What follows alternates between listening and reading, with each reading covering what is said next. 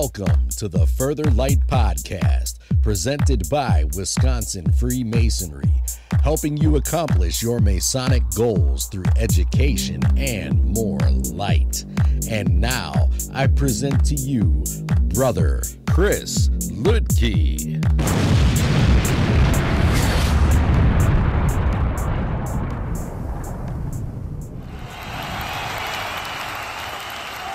Listeners, scholars, brothers, this is Brother Chris Lutke, and today I want to explore really what I see as the purpose of our fraternity, a single line that is stated in the open. To learn to subdue my passion and prove myself in Masonry is a line that we hear on a regular basis every time we open in one of the earliest degrees. As Freemasons, we have heard this phrase many times, and chances are you have recited it many times, especially during COVID when it was necessary because we were opening in the EA. But have you ever really thought about its meaning? I mean, thinking back myself, many times since becoming a Master Mason about 19 years ago in my case, I've asked myself, how does attending Lodge make me a better man? Can't be the meals we serve prior to the opening of Lodge. I mean, they are delicious, and I really do appreciate what the stewards have done to try and increase my waistline. But at the end of the day, is that really the purpose? It probably isn't the secretary reading the minutes or getting the minutes approved for tonight's meeting, or the treasurer's report telling us what bills we have to pay, or the trustee's report telling us how our investments have done. Don't get me wrong, these are all very important things to know for the health of the lodge. But was I missing the real point? I would suggest that the answer has a much deeper meaning. It was developed during the early 18th century when Masonry was far more philosophical than moral in its undertaking. And it commonly goes something like this. What came me here to do? To learn to subdue my passions and improve myself in Masonry. My goal here is to examine this single line and explore how it reflects the ultimate goal of our craft. Now, a note, and I apologize to Worshipful Brother Choka and others who are all in favor of the lost comma and this idea of whether there's a comma there or not. I'm not terribly concerned about the issue of the comma in this case. What I'm trying to do is focus on the overall message. It may come up a little bit, and this is a great and interesting, albeit to me somewhat pedantic debate about this comma. There are many papers, and I've read several of them, that go in depth about whether or not there's a comma there. In other words, to learn, comma, to subdue my passions, sometimes comma, and improve myself in Masonry. Or to learn, comma, to subdue my passions and improve myself in Masonry. It does alter the meaning to some degree, but for the purpose of this episode, I'm focusing on the statement as a whole. I'm not going to deal with the comma. I promised Worshipful Brother Pat Choka that I wouldn't deal with the comma, and so I'm not going to deal with the comma, but it shouldn't be there. Moving on. Let's deal with some definitions. Socrates, of course, among others, has taught us that before exploring any kind of thought, we must define our terms so we can meet on level ground and enhance our understanding of the lessons before us. So let's look at passion. Merriam-Webster, is going to define it in the following way. The state or capacity of being acted on by external agents or forces. The emotions is distinguished from reason or an outbreak of anger. Another relevant definition would be an eager overreaching of the mind towards something, overmastering zeal or enthusiasm for a special object. Now, when it comes to Masonic passions, we first need to understand what Freemasonry means by the word passion, because oftentimes we have slightly different definitions or we attach ourselves to a specific definition. And it does not mean emotions like lust, greed, anger, and hate. Hopefully, we as good men learn to control such base passions before we first knocked on the door of Freemasonry. So, this is a complete reversal of the situation in which a man's passions have control over his reason, a situation that Masonry seeks to remedy. Rather, in the context of Freemasonry, passions are irrational beliefs that imprison the minds of men and prevent them from living a life of virtue and harmony with their fellow men. Basically, Masonically, passions are irrational beliefs or following our first idea that we get, that first emotional response when we hear something that we don't like, that sort of thing. It's not necessarily controlling those base instincts. Like I said, that's something that should have happened before you came into the lodge. The word subdue is defined as to bring a person into mental, moral, or spiritual subjugation. To get the upper hand by intimidation or persuasion, to obtain control of conduct, life, or thought of, to render submissive, to prevail over. With a person's body, soul, mind, actions, etc. as the object, the passions could also be that object. An example of the usage at the time, 17th century, and this is coming from a book, Miss Radcliffe, they use the term subdued. Having subdued his own feelings, he resolved not to yield to those of his wife. And so here, subdue means to have some mental control over your emotions, over your actions, really. Combining these definitions, we can say that to subdue one's passions means to bring one's commanding and overpowering emotions and desires into subjugation. In other words, take that step back, relax, think for a minute before we react. And then the idea of to improve myself. We come to improve myself. We do not come to perfect ourselves. The best and greatest Freemason is not perfect because it is not possible for man to be perfect.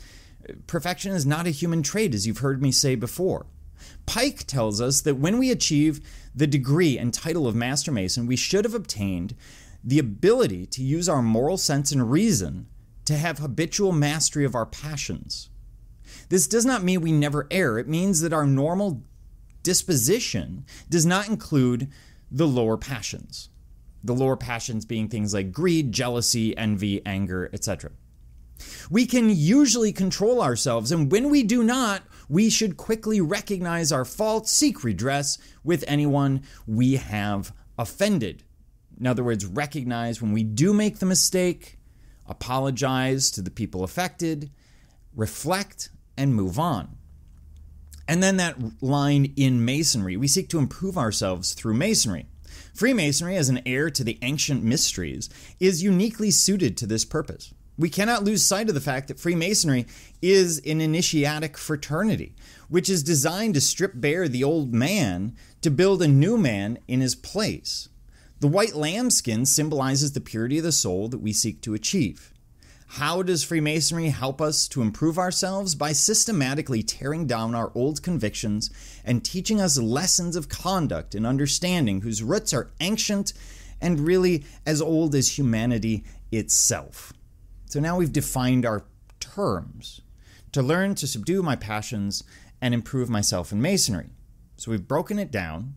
Let's look at the origins. The earliest ritual reference where we have record of this line is actually Pritchard's Masonry Dissected, published in 1730. In the single ritual text in which it appears, the answer is given thus, and this is a different text. This is not Pritchard. A ritual text is basically writing out the ritual. And in this old text it says, quote, "Not to do my proper will, but to subdue my passion still, the rules of Masonry in hand to take, and daily progress therein to make."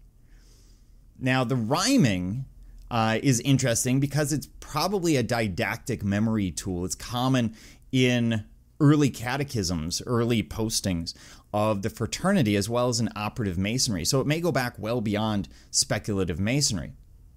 In a 1738 French translation of Pritchard's Exposé, we find it once again. This time the question is worded, "What do you wish to do here?" And the answer is given, "I do not inspire to follow my will, but rather to subdue my passions, while following the precepts of Masons and making daily advancements in this profession." Really capturing the same ideas. And then in 1745, a French exposé entitled The Broken Seal, we find the question, "What do you come here to do?" with the answer, "To conquer my passions, subdue my desires, and make new progress in Masonry."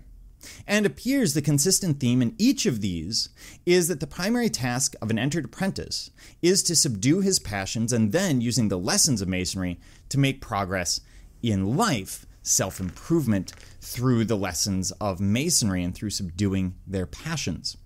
So let's look at some interpretations of this. One is that this is a why rather than a how. This idea that line, that single line that we say in an opening, is really telling us why we're learning these lessons rather than how to apply them. It's a mission statement, a goal. The tools, of course, are important, and they teach us how to improve ourselves. This line, I'm here to subdue my passions, tells us why we're here in the first place, a mission statement or goal for our lives.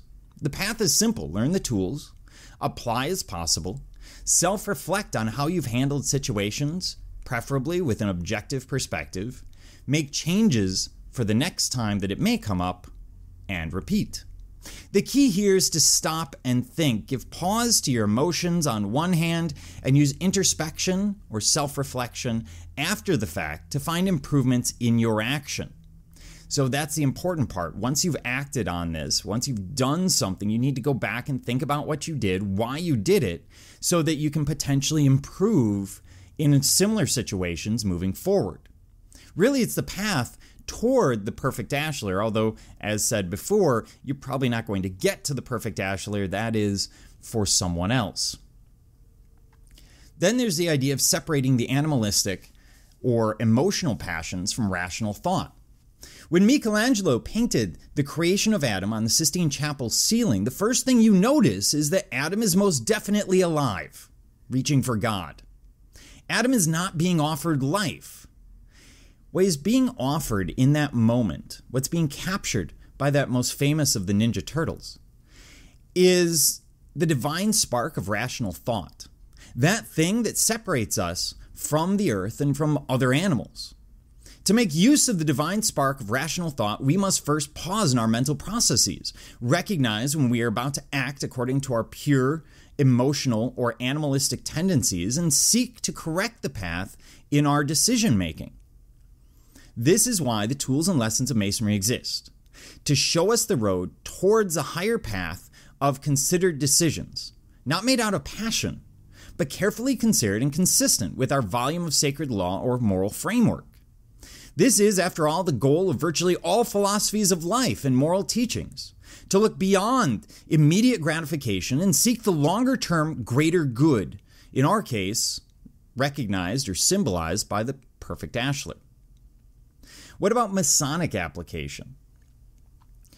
What came you here to do? This question points us to the purpose as Masons in our actions and in our gatherings in the lodge. In other words, what should be the focus of our time in lodge? Our catechism or posting teaches us the answer to that question, which is that we are here to learn, we are here to subdue our passions and improve ourselves in Masonry. These three tasks, and by the way, I recognize that my argument, this is an aside, is basically saying, in this case, that there are three independent clauses there. You could argue that there are two independent clauses. Just bear with me, it lets me tease this out a little bit more, and no, I'm not dealing with the comma yet. So these three tasks provide us our first and most fundamental directions as individuals as we progress in our lives as Masons and are the basis for all Masonic education. Let's look at these three elements. The first element of our purpose in Lodge is we come here to learn.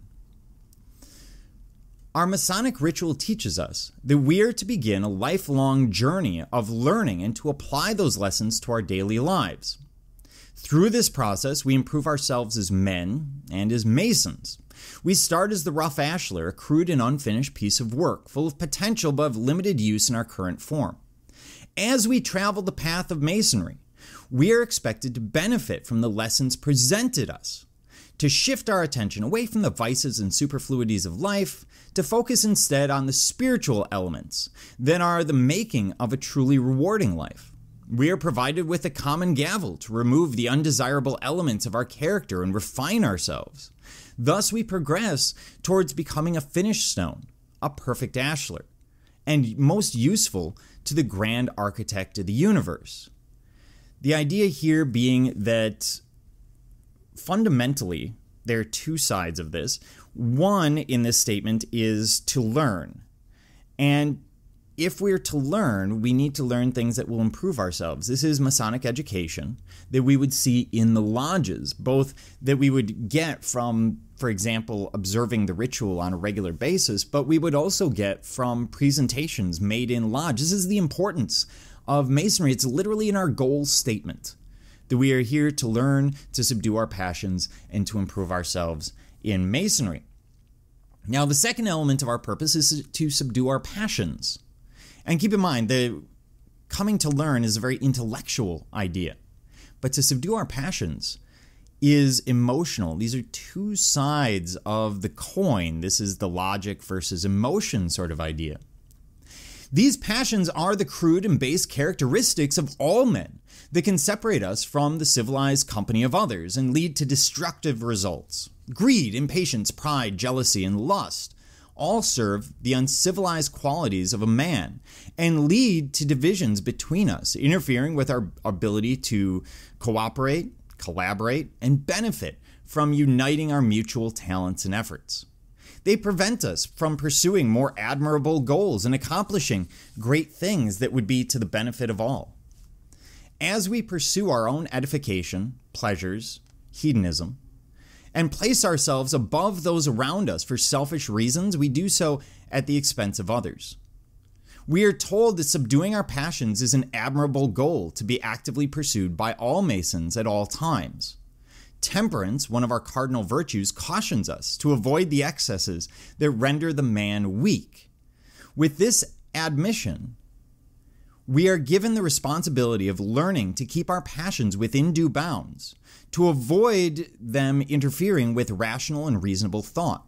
We are provided with the compass, one of our greatest lights, to assist us with this task. This useful tool has a singular function, that of defining the circle around the point that delineates the boundary of appropriate behavior, thus assisting us to circumscribe our desires and keep our passions within due bounds. Through the vigilant use of the compass, we learn to moderate our passions, to take time to plan, explore the options available to us, and consider various outcomes. We are then free to refine the course of our actions, contributing to our becoming successful, effective, and admirable individuals. You probably have never met someone who is highly emotional and extremely sought out. Yes, there are some celebrities, but usually not the people in power, usually not the people that we trust as a society. And there's a reason for that. Those people who act purely on emotion really are making snap decisions, which means they're not thinking out what's going to happen next. What are the potential implications of their decisions? And that's what it means to subdue our passions. Basically, take that moment. There are very few decisions in life that we have to make that decision instantaneously that aren't somehow instinctual, issues of safety, etc. And that means that when someone brings something up, instead of reacting immediately, maybe we need to, as some people would say, take a beat and take that pause, consider what we're doing and the implications of our decision for the future. That's subduing our passions. It doesn't mean you don't feel. It means you recognize when they're there, you identify them, you feel free to question them, and then when you are in the appropriate mental state, that's when you make the decision and you move forward. The third element that we deal with is to improve ourselves in Masonry. This admonishes us to focus on those lessons particular to the craft and to practice and develop our ideas of speculative Freemasonry. A survey of the many symbols, tools, allegories, and experiences that lie within the walls of the lodge provide us with a wide range of opportunities. Each meeting offers innumerable opportunities for us to learn and further our development and our skills as Freemasons. These skills improve our ability to face the challenges of life and enable us to make wise and just decisions so we may succeed in keeping our white aprons as free from blemish and stain as humanly possible. To improve ourselves in Masonry, there was a line in an old posting that asked to the effect of who benefits from Freemasonry, and the answer is everyone. Because by improving myself, I improve my family, thus my community, and thus society overall. And that's what this is getting at. Improving ourselves in Masonry is really speaking to improving ourselves overall. We're improving ourselves using the lessons of Freemasonry so that we can become better men, thus improving all life around us. So let's tie these ideas up. We all came here to learn to subdue our passions and improve ourselves in Masonry. This is using the divine spark of rational thought to separate ourselves from our baser animal instincts. Only when we move past our immediate emotional response to a situation can the beauty of peace prevail in our lives, revealing not happiness, because happiness is a bit of an extreme, but rather contentment. If we can control those immediate responses, or at least separate ourselves from them enough to not act upon them, you will find yourself in a perpetual state of contentment, which is a very pleasurable place. Whereas if you found yourself continuously quite happy, that can be problematic since you can't really understand happiness without sadness, and there's several issues with taking things to an extreme. But back to my point, how do we get there? How do we learn to subdue our passions? By taking Masonic teachings and applying them to our own life through self-aware contemplation and improving ourselves in Masonry. Ultimately, we must subdue our passion on the path towards becoming better men and better Masons. This line, this first line that is heard by an entered apprentice having completed their other work, right at the close for them or at the open of another lodge, really becomes a mission statement, a goal for all Masons. It's arguably the most important line that we speak in the ritual, and all I'm asking you to do is consider it. Comma or not, consider how you use that as a goal statement. We are here to learn to subdue our passions and improve ourselves in Masonry.